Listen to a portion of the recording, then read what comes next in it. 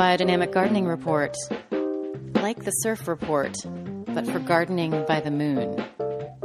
Here we are with the Biodynamic Gardening Report. We're here with our friend Ralph Johnson. How are you, Ralph? I'm doing good here. We're up in Cambria today. Yes, it's a beautiful day. We're sitting in this sort of a free-form structure. I have to say, it reminded us of Flintstones, but as you're sitting in it, it looks like it's made of adobe. It's adobe.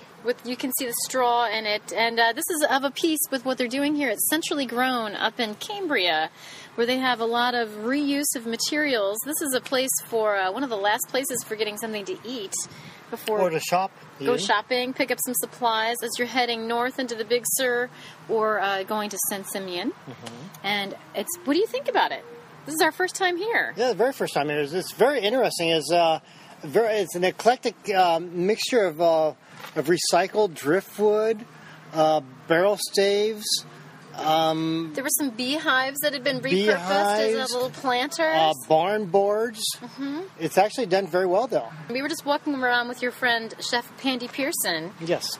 And she was just bubbling over about how many cool designs are here and great inspirations for doing outdoor living spaces, mm-hmm. right? Okay, so we are here. We are on the road. We have a great view of the ocean over there. Yes. We just enjoyed we have the dregs of our glass of wine. We had some panini, and the food was very good. Yes, it was. And here we are to record our Biodynamic Gardening Report for the week. Our surf for report 2 weeks. For 2 weeks, excuse me. Yes. So here we go. Let us go. Okay. What have we got? Well, the moon is new today, and it's in Cancer, which is a very good day. Mm-hmm. And for planting, yes. So it's a good day today to be planting all your leafy greens, beans and peas and all that kind of good stuff. Mm-hmm. Then right after that, we have like 5 days where the moon's in barren days. The first 2 days will be in Leo, and the last 3 days will be in Virgo. So basically, these 5 days would be good for basically, general garden work, get rid of weeds and pests and things like that. Mm-hmm. That general kind of stuff. And then starting the July 21st to the 23rd, the moon will be in Libra. Mm-hmm. It's an air sign, but it's moist and semi-fruitful. It's one of those good days for doing all your flowers and herbs. So when you want to plant that'd be the good time to do that. And this is the end of the first week, is what you've just concluded, pretty much of the. Yeah, we're getting ready. We're getting real close. Quarter. Yes. Okay. We're getting ready. We're getting real close to starting the second quarter. We're getting towards the end of the first quarter, and the next 2 days the moon will be in Scorpio, our favorite sign. Good water sign. It's moist and fruitful. It's one of the good days to plant almost anything. It's kind of split between the two quarters. So the first day is plant your leafy greens, and the second day plant all your fruiting crops. Mm-hmm. Sounds good. Yeah, it sounds very good. And then after that, we are after this fruitful days, you have the barren days coming up. So we're in Sagittarius from the 26th to the 28th. In other words, real barren days. These are the days that if you plant, things are going to rot. Mm-hmm. So you don't want to do that. Now, is that true for every barren day?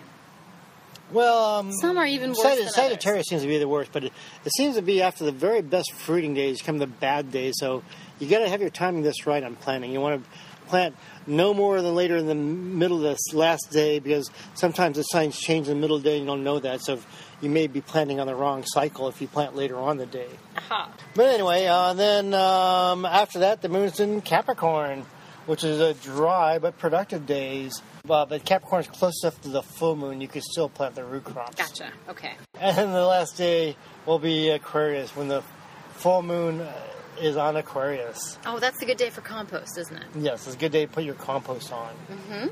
And this time of year, it's a good time to start thinking about planting your fall crops and get your seeds ready and organized for planting your winter crops, your cold crops. And what would those be? Like cilantro and greens? Plant your greens, your cilantro, your brassicas, your broccolis and kales to get your fall crops going, because your spring and summer crops are probably starting to fade by this time. Mm-hmm. So that's about it here for the report up to the full moon. Sounds good. Mm-hmm.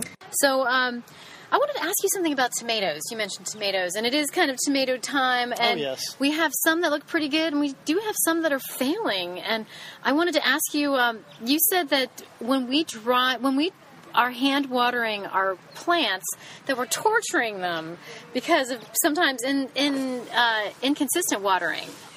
But what's the difference between dry farming and torturing your tomatoes?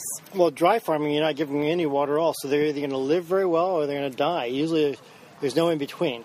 Okay. And torturing is like you're teasing them to stay alive. Oh. So I should just give up on... I tried doing a little dry farming. I'm trying to be like you. Yeah, well, dry farming is pretty intense and pretty difficult to do sometimes. Okay. Especially when you get hardly any rainfall, like we did this year. Mm-hmm. But, I mean, and this year, tomato season and tomato growing has been very difficult.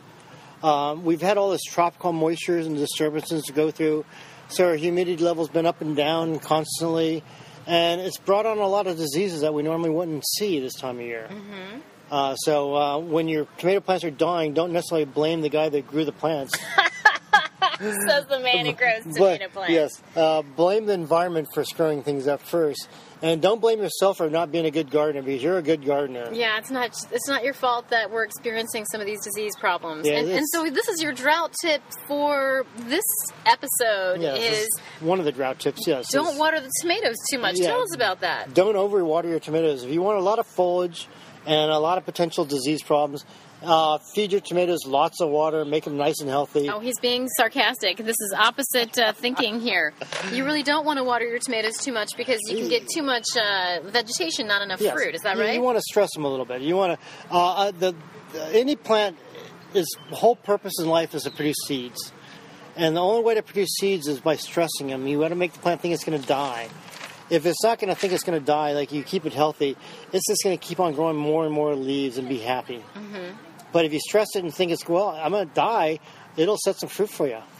So stress it out. Maybe not torture, but you certainly want to get some of those flavorful, I'm excited about our garlic harvest. I just harvested some garlics, and we've got a pretty good crop, I have to say. So, well, thanks, Ralph. I think we're going to finish up our wine here and walk around a bit more, but it's been fun to be out here. It's centrally grown, and we will be getting back to work on getting our information out about the Biodynamic Gardening Report. And I think next time, where should we go next time?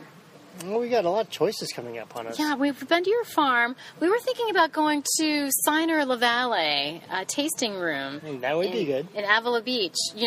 Another practitioner, that's Mike Siner of Siner La Valle and various other projects. Yes. So we'll see if we can't work something out where we can all go there and taste his lovely wines.